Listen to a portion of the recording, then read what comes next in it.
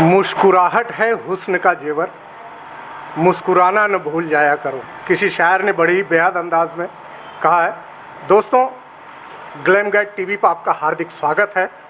हमारे YouTube channel पर आपको स्वास्थ्य, सौंदर्य और फैशन के आदर्श मार्गदर्शन के लिए अद्वितीय वीडियो आपको देखने को मिलेंगे। आज हमारे साथ एक विशेष अतिथि जो हमारे स्वास्थ्य और सौंदर्य के क्षेत्र में एक प्रमुख विशेषज्ञ डॉक्टर आस मोहम्मद, एक दंत चिकित्सा को नेतृत्व करने वाले डेंटिस्ट। आज हम बात करेंगे दंत स्वास्थ्य के महत्वपूर्ण विषयों पर जो हमारे रोज़मर्रा की जीवन में कितना महत्वपूर्ण, साथ ही हम जानेंगे कि कैसे एक स्वस्थ मुस्कान और चमकती दांतों से हमारी फैशन और स्वास्थ्य को नई पहचान मिलती है। तो डॉक्टर साहब नमस्कार। हमारे चैनल पे आपका स्वागत है। Thank you. डॉक्टर साहब, एक बात बताइए कि आप अपनी दंत चिकित्सा कैरियर की शुरुआत कैसे, कब और कौन कौन से प्रमुख बदलाव देखे आपने?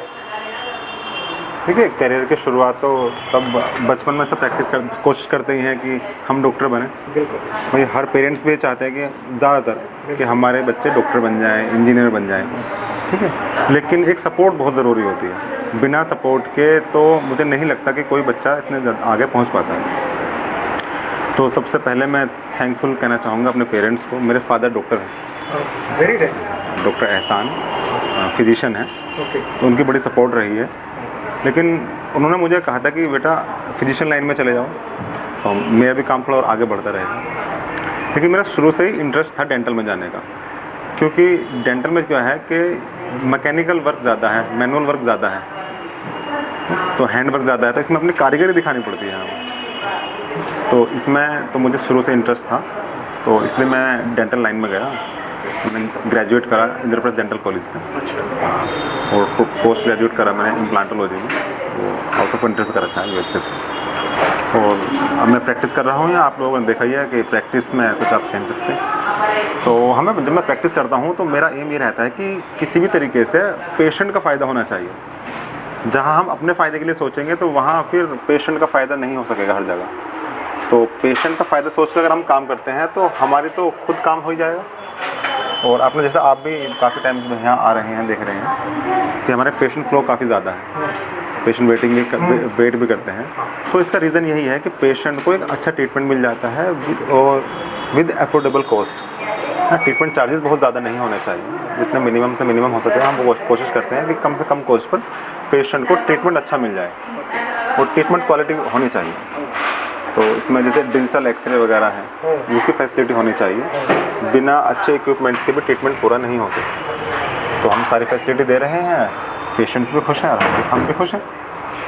अच्छा डॉक्टर साहब, ये आपके अनुभव के अनुसार आधुनिक दंत चिकित्सा के क्षेत्र में क्या क्या प्रमुख बदलाव हुए हैं, जैसा कि आप देख रहे हैं? हाँ, नहीं, जैसे बहुत चेंजेस हुए हैं पहले के टाइम में।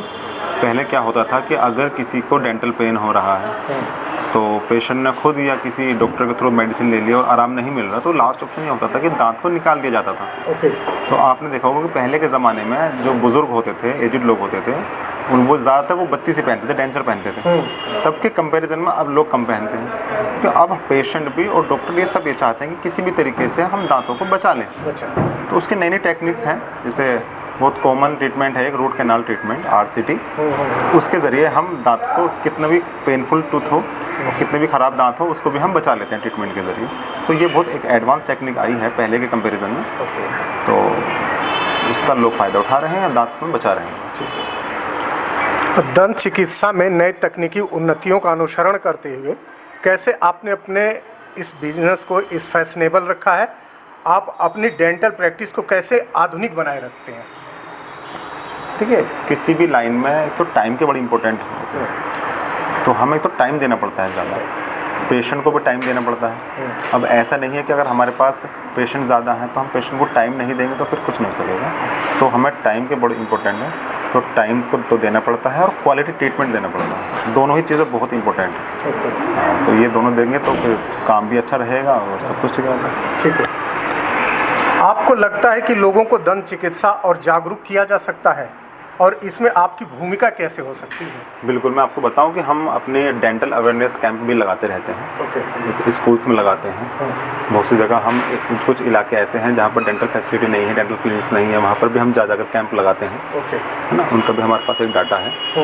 तो उसमें उससे काफ़ी अवेयरनेस होती है। जैसे जब हम स्कूल में कैंप लगाते हैं तो बहुत से बच्चे ऐसे हैं जिनको पता ही नहीं है कि कैविटी क्या होती है या किस तरीके से ब्रश करना चाहिए, हम सब उनको बताते हैं। ओके। फिर वो बच्चे अपने पेरेंट्स के साथ क्लिनिक आते हैं, हम उनको फिर और अच्छे समझाते हैं, वो ट्रीटमेंट करते हैं। तो इससे एक अवेयरनेस बढ़ती है। तो सिर्फ उस बच्चे का ही नहीं, उस बच्चे के साथ साथ पूरी फैमिली का ही थोड़ा जागरूक बढ़ जाती है कि डेंटल के प्रति हमें कैसे काम कराना है, अपने दांत ठीक कराने हैं। तो डेंटल अवेयरनेस कैंप बहुत ज़रूरी है। अच्छा, जैसा आपने अभी कहा कि स्कूल में जाते हैं, बच्चों को देखते हैं, लेकिन आज बच्चों में बड़ी कॉमन समस्या हो गई है, उनके दांत को गलना, दांत को एकदम बिल्कुल खुदरा खुदरा सा दिखना, गंदे होना, तो वो क्या समस्या है? तो उसमें क्या है कि बिल्कुल सही कह रहे हैं आप कि पहले के कंपैरिजन में जो बच्चों में कैरीज कैविटीज़ ज़्यादा हो रही हैं, उसके बहुत सारे कॉमन रीजंस हैं कि हम जैसे आज पहले के कंपैरिजन में देखेंगे तो बच्चे आजकल टॉफ़ी चॉकलेट्स ज़्यादा इस्तेमाल कर रहे हैं। तो जो कैरीज होती हैं, कैविटी होती हैं, उसका जो प्रमुख कारण है वो है स्वीट, शुगर, मीठा। बिना मीठे के कैविटी नहीं हो सकती। अब वो मीठा किसी भी फॉर्म हो, किसी भी कारण से हो, या टॉफ़ी चॉकलेट में हो, या दूध चाय में मीठा ज़्यादा इस्तेमाल हो रहा हो, या कोई भी इस तरीके का फूड हो जो स्टिकी फूड होते हैं जो दांतों पर चिपक जाते हैं, उनसे कैविटी ज़्यादा होती है। तो उसमें अगर हम सब ये चाहें कि हम अपने बच्चों को अगर कैविटीज़ कम हो या कैविटी से प्रिवेंट करके रखना चाहें तो हमें देखो ब्रश तो कराना पड़ेगा। तो बहुत कॉमन चीज़ है, लेकिन फिर भी बहुत से पेरेंट्स कहते हैं कि हम ब्रश भी करा रहे हैं फिर भी दांत खराब हो रहे हैं। तो एक बोतल फीडिंग बहुत कॉमन हो रहा है हमारे सोसाइटी में कि जो मदर क्या करती हैं कि बच्चों को बोनस दूध पिलाती हैं। जब भी बच्चा रोया जिस टाइम, उसका रीज़न जानते नहीं हैं, बस मुँह में बोतल दे देते हैं, और उस बोतल में वो जो दूध डाल रही हैं उसके अंदर वो चीनी ज़रूर डालती हैं। हाँ, शुगर। तो मैं आपके माध्यम से कहना चाहूँगा कि अगर बच्चों को बोतल फीडिंग करा रहे हैं तो उसमें शुगर नहीं होनी चाहिए, मीठे से बचना है। उसमें आप नेचुरल हनी डाल सकते हैं उसकी जगह, अगर आप मीठा ही करना है। अच्छा। किसी भी अच्छी क्वालिटी का, अच्छी कंपनी का नेचुरल शुगर, आप थोड़ा नेचुरल हनी डाल सकते हैं, हनी डाल सकते हैं मीठा करने के लिए। और मीठा कम देना चाहिए, रात में खासकर कम देना चाहिए। हाँ, दिन में चल जाता है, लेकिन रात में जब हम सो जाते हैं बच्चे या हम बड़े भी, तो हमारे माउथ में सलाइवर फ्लो कम हो जाता है, जिसकी वजह से कैविटी के चांसेस बढ़ जाते हैं। तो आपके अनुसार एक स्वस्थ और खूबसूरत मुस्कान के लिए सही देखभाल क्या महत्व है और उसको कैसे करना चाहिए? Night brushing is must. Night brushing रात में सोने से पहले ब्रश करना बहुत ज़्यादा ज़रूरी है, चाहे हम सुबह में ना करें ब्रश। अगर जो रात में ब्रश नहीं करते, अगर वो रेगुलर एक हफ्ते रात में ब्रश करेंगे तो उनको खुद ये फील होगा कि जब सुबह सो कर उठेंगे उनको बिल्कुल माउथ फ्रेश मिलेगा, बैड ब्रेथ के चांसेस भी कम हो जाते हैं। और दिन भर जो हम खाना खाते हैं, फूड इनटेक होता है, उसमें जो फूड हमारे मुंह से डिपॉजिट हो जाता है दांतों पर, तो वो भी हम क्लीन कर लेते हैं, तो कैविटी के चांसेस बहुत कम हो जाते हैं। अगर हम रात में ब्रश नहीं करते तो पूरी रात जब दांतों को कैविटी बनने के चांसेस बढ़ जाते हैं, क्योंकि पूरी रात दांतों को फूड चिपका रहता है। हाँ, तो इसलिए रात का ब्रश बहुत ज़्यादा ज़रूरी है। और वो भी फ्लोराइड टूथपेस्ट होना चाहिए, ऐसा टूथपेस्ट होना चाहिए जिसके अंदर फ्लोराइड हो। अच्छा। वो बहुत मार्केट में बहुत सारे अवेलेबल हैं, कोई भी देख के ले लीजिए आप। किसी को आप रिकमेंडेड करना चाहिए? नहीं, मैं आपके माध्यम से किसी को रिकमेंड नहीं करना चाहूँगा। मार्केट में बहुत सारी कंपनीज के हैं, लेकिन उसके अंदर फ्लोराइड इंटेक होना चाहिए, फ्लोराइड होना चाहिए। तो पेस्ट ऐसा होना चाहिए जिसमें फ्लोराइड का इंटेक ज़्यादा हो। जी।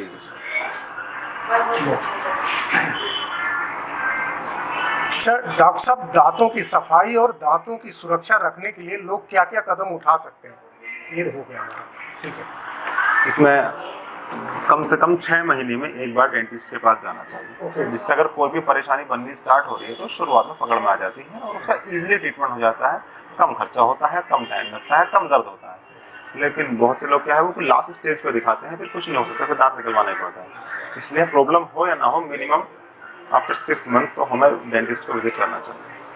अच्छा डॉक्टर साहब, आप कुछ टिप्स दें सुझाव के माध्यम से लोगों को कि कैसे अपने दांतों का ख्याल रख सकते हैं?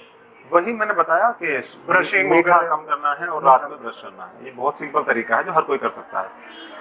अच्छा, कैसे आप युवा पीढ़ी को दंत चिकित्सा के महत्व को प्रति कैसे आप जागरूक कर सकते हैं? नहीं, युवा इसमें सबसे ज्यादा इफेक्टिव है। लेकिन युवा लोग जो हमारे जो न्यू जनरेशन है वो ध्यान दे रही हैं, खुद भी आते रहते हैं। और बस ये कुल मिला के बात यही आती है लास्ट में कि regular dental visit is must for everyone.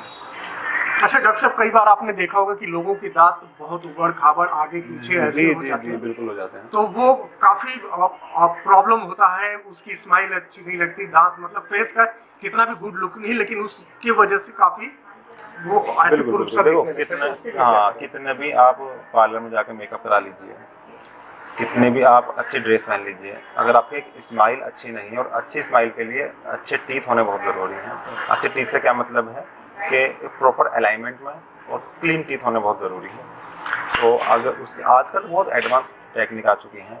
दांत जैसा भी हमारे पेशेंट आते रहते हैं, तो कितनी भी क्राउडिंग हो, इरेगुलरिटी हो टीथ में, अपर में हो या लोअर में हो, या कितने भी प्रोक्लाइन टीथ हो, कितने भी बाहर के तरफ टीथ हो, कितने भी दांतों में स्पेसिंग हो, वो सब ठीक हो जाती है ऑर्थोडोंटिक ट्रीटमेंट के द्वारा।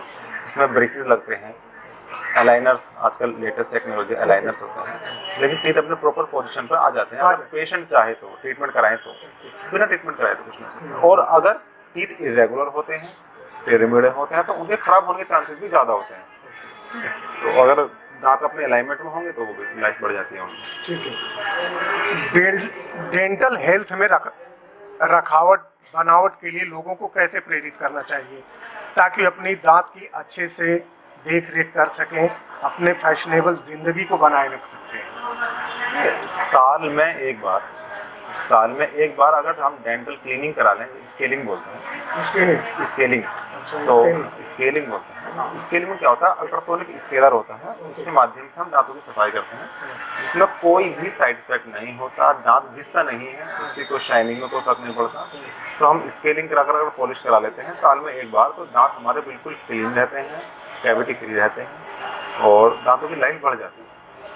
कई बार डॉक्टर साहब पहले ऐसा रहा है कि लोग डॉक्टर के पास जाने से पहले कहते थे कि पहले 3 दिन दवा खा के जानी चाहिए, कुछ ऐसा था, तो कितना मिथ और कितना वो पहले क्या था कि जो पहले टेक्निक्स कम थी, तो वो मिथ चला आ रहा है। देखिए जैसे मान लो किसी के दादा ने कह दिया कि नहीं, वो दांत निकलवाने से पहले 3 दिन दवाई खानी है, तो उस जमाने में ऐसा होता होगा, लेकिन अब ऐसा नहीं है। अब क्या है कि पहले मतलब एक अंदाजे से काम होता था। अब जो पेशेंट आता है तो हम पहले उसका डिजिटल एक्सरे कर लेते हैं, जो हैंड टू हैंड हो जाता है विदिन सेकेंड्स, और एक्सरे के माध्यम से हम देख लेते हैं कि कितना इन्फेक्शन किस जगह पर है। तो उसके हिसाब से हम तभी hand to hand same day same time पर भी ट्रीटमेंट स्टार्ट कर देते हैं। ऐसा बिल्कुल भी नहीं है कि पहले मेडिसिन खानी पड़ेगी। किसी कंडीशन में प्रोफाइलैक्टिक एंटीबायोटिक हमें देना पड़ता है, 1 दिन पहले देना पड़ता है वो, बाकी अदरवाइज ज़रूरत पड़ती नहीं है, ट्रीटमेंट हो जाता है। तो आप डॉक्टर साहब, आप हमारे चैनल के माध्यम से लोगों को कौन कौन सी दंत चिकित्सा की सलाहें देना चाहेंगे? कुछ ऐसे टिप्स जो लोग रेगुलर सुबह से कोई ऐसा माउथवाश कुछ ऐसा। हाँ, एक और चीज़ मैं आपके माध्यम से कहना चाहूँगा कि जैसे ब्रश करना बहुत ज़्यादा ज़रूरी है, ठीक है, लेकिन हर चीज़ की एक लिमिट होती है। हमारे पास पेशेंट्स आते हैं, इस तरह के पेशेंट भी आते हैं कि जो ज़्यादा ब्रश करने की वजह से भी उनकी दांत खराब हो गए।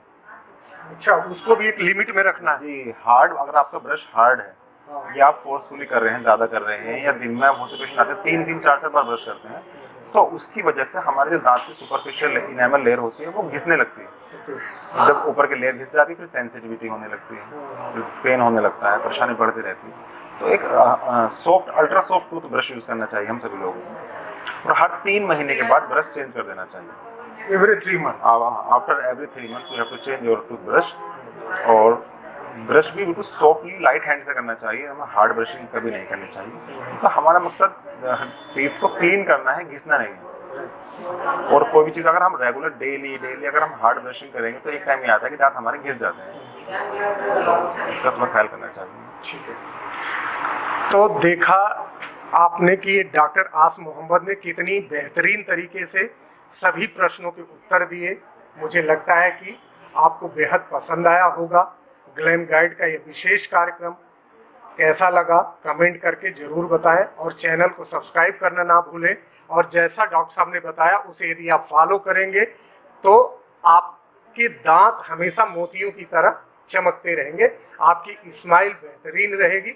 और इसी तरह की नई नई वीडियो देखने के लिए हमारे चैनल को सब्सक्राइब करें, लाइक करें, शेयर करें। धन्यवाद।